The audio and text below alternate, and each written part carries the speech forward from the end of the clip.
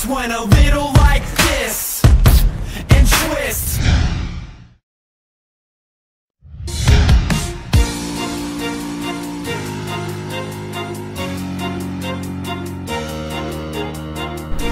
Pokud jste to nepoznali, jsme v Teplicích a jsme před další restaurací, kterou vám chceme představit. Tahle restaurace se jmenuje Zahrada a je jediná svýho druhu v České republice. Taková 3 v 1. Dělají tady jednak makrobiotickou stravu. Výborně se tady nejí vegetariáni a vegani. Ale i my masožrouti si přijdou na svý. Tak to jdeme zkontrolovat.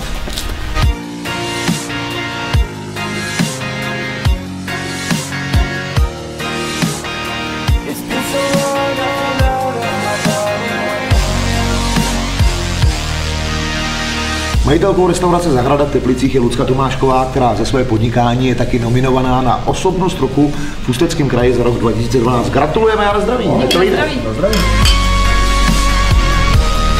Lucko, a rovnou nám prozrať, co všechno tato restaurace nabízí. Restaurace Zahrada nabízí hlavně obědy pro lidi třeba z kanceláří, kteří se chtějí lehce i zdravě najíst. Samozřejmě zdravě neznamená, že vaříme jenom kořínky a klíčky, jak se o nás občas lidi domnívají. Je tady i maso. Spoustu lidí si může odsaď odnést jídlo právě do kanceláře, když nemají čas se tady stravovat, a nebo i potom domů odpoledne. Lucko, ale nejenom restaurace, ale další aktivity máš, viď?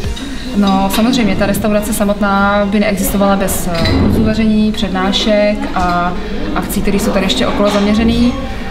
Do toho ještě vlastně dělám třeba soukromýho kuchaře, kdy jezdím vařit k lidem domů. Buď to formou toho, že se učí, anebo jako překvapení třeba pro partnera. No ale nejvíc samozřejmě navštěvovaní jsou kurzy vaření. Mimochodem to, co tady teďka pijeme, to je něco zdravýho? Tak ty máš kombuchu, to je v podstatě taková makrobiotická limonáda v podstatě. Radši nebudeme rozepisovat ten postup, protože by to znělo úplně strašně ošklivě, jinak je to výborný. Ale to řekni, co v tom je? Tak na základě je tam čaj, cukr a pak je tam taková houba, která se právě jmenuje kombucha. Ono to houba ve spojení s tím pitím zní hrozně, ale je to vlastně takový živý energetický nápoj, přírodní. Normální houbový čaj? Co to je za čaj? To je normální houbový čaj. Aha. Marku, ty piješ biopivo, nealko. Chutná to jako pivo? Výborný to je.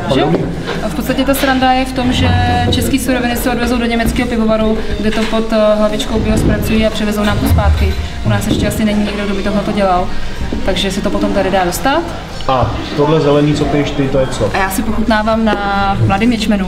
To je v podstatě taková záležitost hodně zdravá.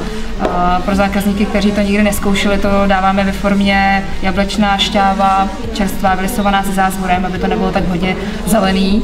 Ale je to výborná věc, v podstatě teď na čištění na jaro, ale i tak prostě, když nemáte čas na zeleninu nebo na pořádné jídlo, tak můžete nahradit třeba jednou sklenicí takový ty resty.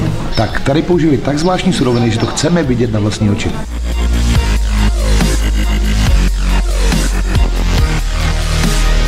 Přátelé, náš televizní štáb se přesunul do skladu. Jsme tady kompletní. Zvukař Kamil, moderátor já a Lucka nám teď vysvětlí, z čeho se tady vaří. Tohle je jedna z oblíbených surovin naší restaurace. Je to oves, bezpluchý. V podstatě je to něco jako rýže. A používáme ji jako přílohy, risota a spoustu dalších dobrot. To je hodně zajímavý, já takhle uklidím. A zeptám se, mě tady zaujaly ty kuličky. Co to je za kuličky tohleto? Tak tohle je záležitost, která se jmenuje lotosový semínko. Aha. Tyhle ty semínka se používají na vaření příloh, přidávají se třeba do rýže nebo do jiných obilovin. A když se takhle podíváš dovnitř, tak je tam taková černá tečka, to je takový strašně ošklivý hořký klíček, který se musí vydávat. Aha, a jinak to je dobrý, jako jo? Jinak je to výborný, je to strašně dobrý a výborný na píce. A můžu taky šáhnout? Aha. Mě tady zaujal ten pytlík, to je co a na co? Je to hatomugi a neboli v překladu perličkový ječmen. Teda asi jsem Barbara, ale přiznám se, že jsem tyhle potraviny snad v životě neviděl. Kde to nakupuješ? Kolik to zhruba stojí a hlavně kolik tady pak stojí vaše jídlo? Tyhle ty suroviny si moc vidět nemohl, protože normální obchody je nevedou, maximálně tak nějaký jáhly nebo kuskus. Seženeš to v obchůdkách se zdravou výživou, které jsou dneska v každém městě. A ceny těch surovin u některých výrobků jsou samozřejmě dražší, ale zase toho člověk nespotřebuje tolik. U nás oběd standardně stojí 90 korun. Tak se jdeme konečně najíst. To je mrkvová polívka s koriandrem. Mrkvová polívka s koriandrem. Budete se divit, je strašně oblíbená. Takže vám přeju dobrou chuť.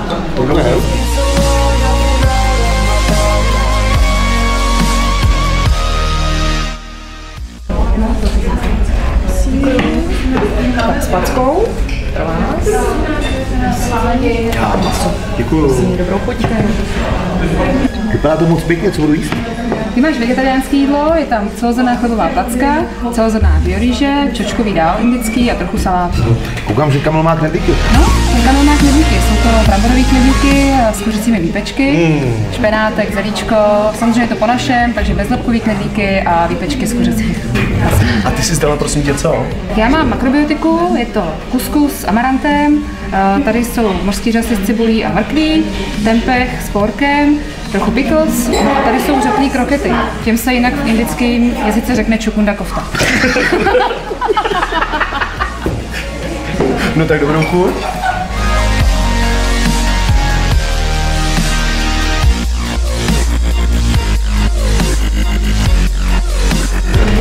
Tak samozřejmě může chybět sladká tečka.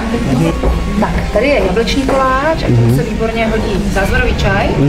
A pro Marka jsem přinesla vanilkový cheesecake a k němu kávičku kolumbijskou. Výborně. Díky. Sladká tečka. Dobré. I feel alone, feel at home, feel like nothing is true.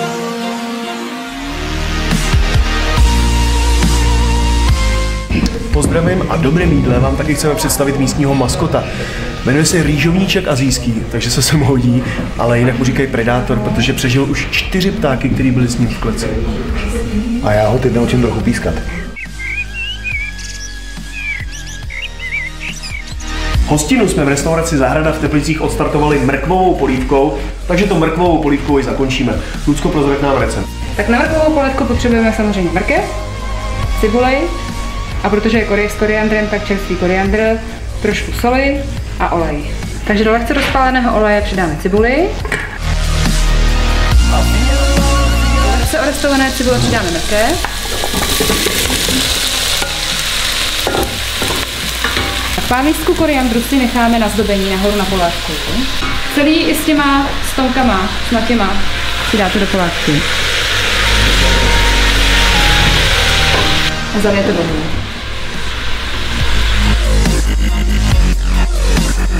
Tak po 20 minutách, kdy už je zelenina měkká, si osolíme vodu a ingredience. Schválně solím až nakonec, abych dostala vlastně ven sílu té mrkve a toho koriandru. No a už přichází na řadu nejtěžší fáze a to je mixování.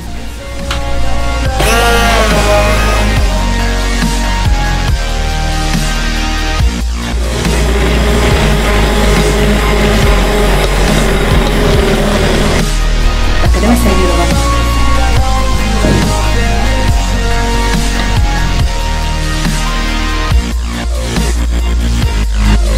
A na vrch ozdobíme čerstvými koriandrovými listy. No a mrkvová polívka je hotová.